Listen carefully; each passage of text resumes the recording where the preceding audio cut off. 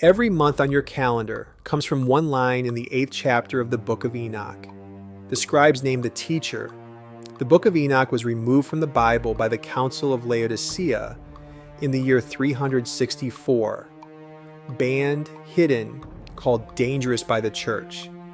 In Ethiopia, the Orthodox Church never stopped reading it. Their Geza manuscripts preserved every name the Western Bibles lost, including Sariel's. Chapter 8 names the Watcher who taught the course of the moon. The count is still kept. You'll see the line, the split name, and the fingerprint. If forbidden biblical history fascinates you, hit subscribe. Every week, we uncover another name the church tried to bury. If you open Genesis chapter 6, all you get is this. 6 verses. The sons of God saw the daughters of men and took them as wives. And there were giants in the earth in those days. That is the entire canonical account of the descent. 12 lines in a book of 920. The scribes who wrote Genesis knew more and chose to say almost nothing. They did not name the sons of God. They did not say where the descent happened, or what the descended taught, or what became of them afterwards. Leviticus, when it forbids consulting mediums and wizards, gives no origin. Deuteronomy forbids the observer of times, the enchanter, the witch, the necromancer, but never names the source. Jude, in the New Testament, does something unusual. He quotes the Book of Enoch by name. He cites Enoch the seventh from Adam as a prophet. He treats the Watcher tradition as something his readers already know. Canonical scripture. In other words, gestures. It hints at a story it will not tell. Behind Genesis chapter 6, there is another book, and behind that book is a list of names. But the older Jewish tradition was not nearly so restrained. The list survived. It survived because someone took it the long way round. In 1773, a Scottish laird and explorer named James Bruce was returning from Ethiopia. He had spent nearly 5 years in the highlands, chasing the source of the Blue Nile from Gondar down through the country. He came home carrying, among other things, 3 complete manuscript copies of the Book of Enoch in Ge'ez, the ancient liturgical language of Ethiopian Christianity. The Ethiopian Orthodox Church had never stopped reading it. The Western churches had simply forgotten. Bruce deposited a copy at the Bodleian Library at Oxford. It sat there, largely unread, for nearly 50 years. In 1821, an Oxford Regius professor named Richard Lawrence finally translated it into English and published it. 90 years later, in 1912, a Cambridge-trained scholar named Robert Henry Charles produced the standard critical edition for Oxford's Clarendon Press. Charles worked from the Ge'ez manuscripts, the Greek fragments preserved by the Byzantine chronicler Georgius Entellus, and whatever Aramaic scraps he could locate. When I quote from 1st Enoch in this episode, I am quoting from Charles. There is a second, later chapter to this rediscovery, and it matters for our Watcher. In 1952, Bedouin of the Tamura tribe located a cave in the cliffs above Qumran, cataloged by scholars as Cave 4. Among the wreckage of the library it held, there were 11 Aramaic manuscripts of the Book of Enoch. One of them, cataloged as Fragment 4 Q201, is paleographically dated to around the year 200 BC, older than Christianity, older than almost every surviving manuscript of the Hebrew Bible.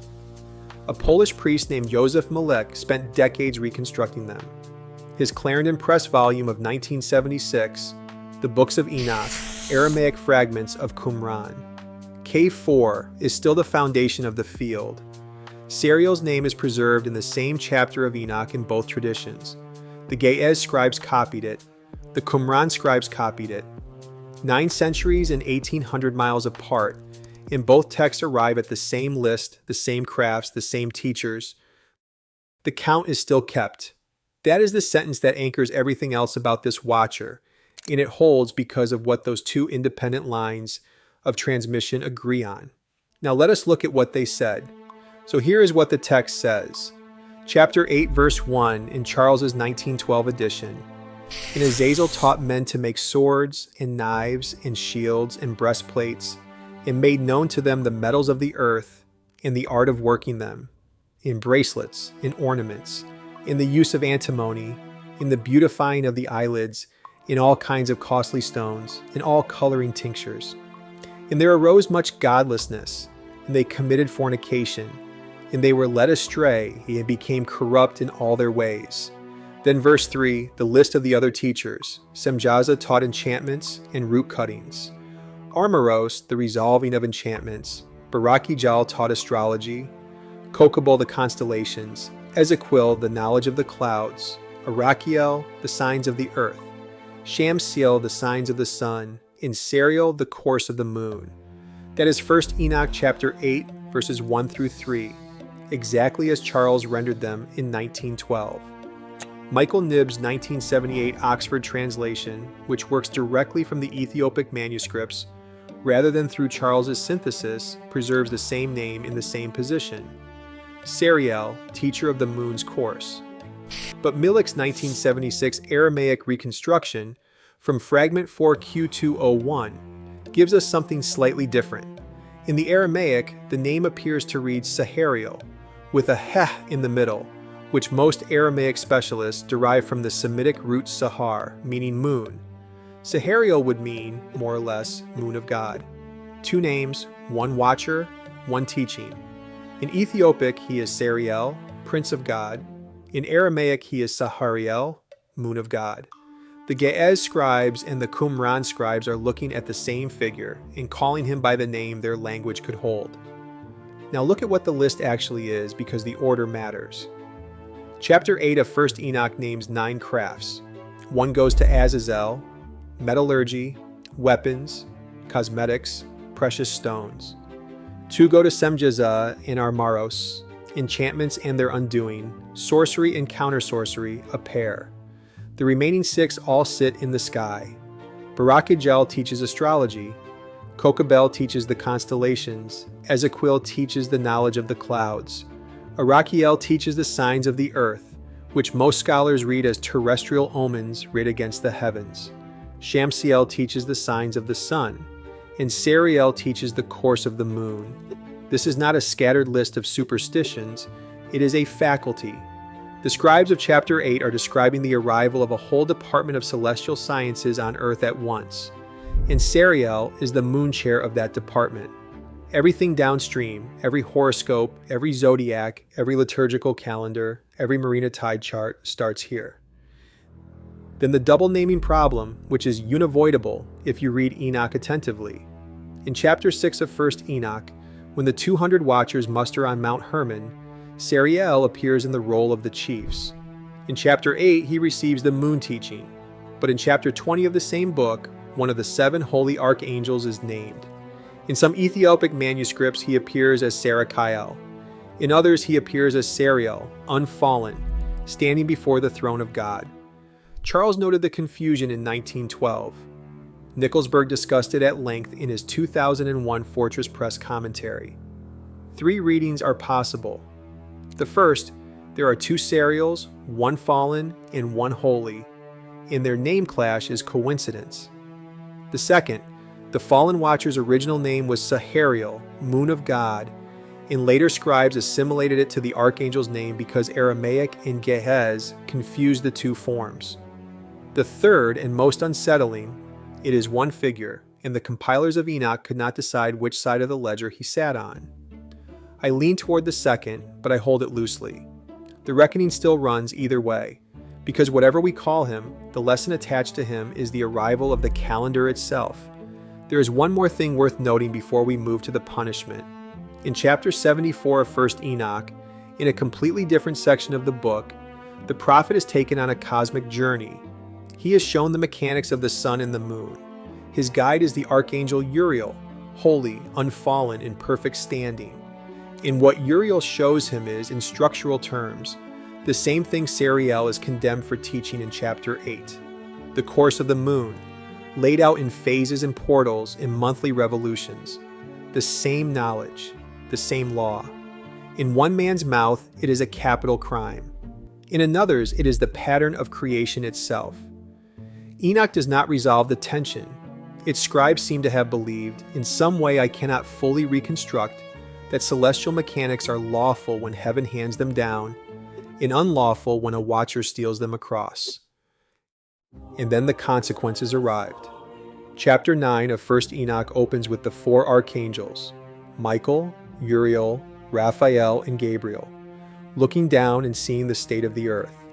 In Charles's rendering, and then Michael, Uriel, Raphael, and Gabriel looked down from heaven and saw much blood being shed upon the earth, and all lawlessness being wrought upon the earth. They carry the case to God. The verdict comes in chapter 10. For Azazel, it is specific and named. Raphael is dispatched. Azazel is bound hand and foot and cast into the darkness. An opening is made in the desert of Dudael. Rough and jagged rocks are laid over him. He is sealed there until the great judgment, when he will be cast into the fire. For Semjaza and his companions, which is the group Serial belongs to, the sentence is different.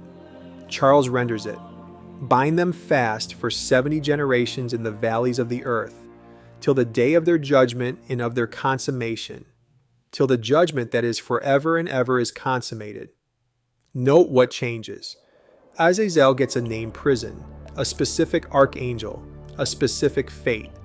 The astronomical watchers, the ones who taught the celestial arts, are folded into a group binding. 70 generations, valleys of the earth. That is content in itself. The scribes of chapter 10 seem to have graded these crimes differently. Metallurgy and cosmetics get named judgment. The arrival of the calendar gets an anonymous collective sentence. The teacher was bound, the count was not. The parallel version of this judgment appears in the Book of Jubilees chapter 5, preserved in the same Ethiopian tradition and also attested at Qumran. Jubilees frames the punishment slightly differently as part of a broader cleansing, but the same architecture holds. The watchers are bound, the giants are killed, the earth is washed, and yet what the watchers taught keeps running downstream through human history like a river that has already left its banks, because the archangels can bind the teacher. They cannot unteach the lesson. That is the strange asymmetry at the heart of the Enoch tradition. The watchers are punished in the valleys. Their arts continue in the villages. Azazel is chained under Dudael, and antimony still sells at every cosmetics counter. Semjaza is bound 70 generations, and enchantments still pass hand to hand. Serial or Sahariel is folded into the general sentence, and every human civilization on earth still counts by the moon. He was condemned for teaching. The Ethiopian scribes seem to have accepted this asymmetry as the shape of history. Sin arrives once, and it is permanent. Judgment falls on the teachers, but the crafts have already spread. From chapter 10 onward, the Book of Enoch is really a book about that. The world we live in as the downstream of an unrepealed lesson. The count is still kept, which is what the modern echo section of this episode has to demonstrate, because the fingerprint on Serial's teaching is the deepest fingerprint of any watcher in chapter 8. Deeper than Azazel's coal, deeper than Semjaza's enchantments, deeper even than Barakijal's astrology. Start with the word month. The English word month comes from Old English monath. Old English monath comes from Proto-Germanic menoths. Proto-Germanic menoths comes from a Proto-Indo-European noun that meant both moon and month with no separation between them. And that noun comes from an older Proto-Indo-European verbal root that means simply to measure. The moon was, quite literally, the first measuring device. The proto-language of half the human population encoded that fact into the very word for the cycle. When you say the word month, you are saying an ancient noun for the moon, which was itself a verbal noun for the act of measurement. Serial's teaching is embedded in the root of the language you are hearing this sentence in. It goes further. Latin took the same root as mensis, meaning month. Mensis gave English menses, and from there menstrual, menstruation, and every gynecological term for the monthly cycle. Greek took the root as mean, meaning both the moon and the lunar month. Men gave menopause. Sanskrit took it as masa, meaning month and moon in one. Every one of these words is, in structural terms, the name of a watcher's craft written into the vocabulary of the body. The count is still kept. Now consider the calendars. The Hebrew calendar remains a lunisolar system in which the first day of every month, Rosh Chodesh, is fixed to the sighting of the new moon. The Islamic Hijri calendar is purely lunar, so that Ramadan drifts backward through the solar year at about 11 days per year. And every observant Muslim on earth is counting the moon Sariel was condemned for teaching. The Chinese calendar is lunisolar, and the date of the Lunar New Year is fixed to the second new moon after the winter solstice. Even Easter, the central festival of the Western Church, that formally cut Enoch out of its canon at the Council of Laodicea, is dated by a lunar calculation. The formula is the first Sunday after the first full moon after the vernal equinox. That formula is called the computus, and it is one of the most elaborate calendar problems in the history of Christian scholarship. The mechanism behind that computus was worked out by a Greek astronomer named Meton of Athens in the year 432 before Christ. Meton and his collaborator Euctemon observed that 19 solar years equal, almost exactly, 235 lunar months. That 19-year cycle is called the Metonic cycle, and it is what makes any lunisolar calendar workable at all. A few centuries later, someone off the Greek island of Antikythera dropped a bronze machine into the sea. It was pulled up by Greek sponge divers in the early 1900s, encrusted, corroded, apparently a lump of nothing. It turned out to be a hand-cranked astronomical computer. Among its dials, there is a dial that counts the Metonic cycle. The oldest surviving analog computer known to us is a machine for keeping Sariel's count. 2,500 years, and the count is still kept. In my reading, Chapter 8 of 1st Enoch is not really a list of crimes. It is a theory of when human civilization began, and the answer it gives is the day we started counting. Because a calendar is the prerequisite for almost everything else the Watchers taught. Astrology cannot function without a month. Enchantment ritual requires a lunar phase.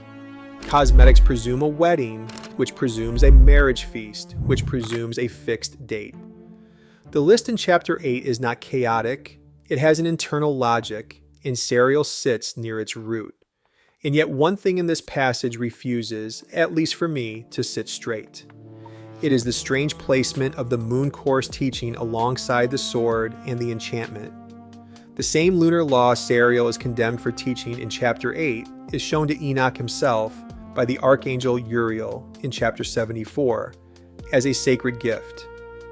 One reading is that celestial mechanics are lawful when heaven hands them down, and unlawful when a watcher steals them across, and I offered that reading a few minutes ago. But I do not entirely believe it. It has the shape of a rationalization. It hides more than it explains. Another reading is that the compilers of Enoch had two different theological instincts about knowledge. One that treated it as gift, and one that treated it as theft, and they refused to reconcile them. They left the tension in the book. I have not made up my mind between these readings, which brings us to the question underneath this whole episode. When you look at a calendar today, are you looking at a divine gift handed down through Uriel or at a watcher's stolen craft, still running down the centuries in defiance of a judgment that was passed on its teacher? The count is still ours. What we owe for it, the text will not quite say. Next time, we stay with the same cluster of celestial teachers and move one line up in Chapter 8 to Kokabel. Kokabel taught the constellations, which means every horoscope column printed in every newspaper this weekend, every zodiac symbol on a chain around a neck, every star sign question in a first date, traces back to a watcher named in the same list as Sariel, at the same meeting on Mount Hermon, punished under the same 70-generation sentence. Kokabel's teaching is the twin of astrology, and where his fingerprint sits in the modern world is a story I want to walk through carefully. Between now and then, here is the question I have for you. Of the 6 sky teachers in that cluster, Berekijal, Kokabel, Ezequiel, Irakiel, Shamsiel, and Sariel. Which one do you think left the deepest fingerprint on how you live today? Leave your answer in the comments. I read them. If you enjoyed this one, give it a like. It genuinely helps the channel, and subscribing means you will not miss the next one. See you then.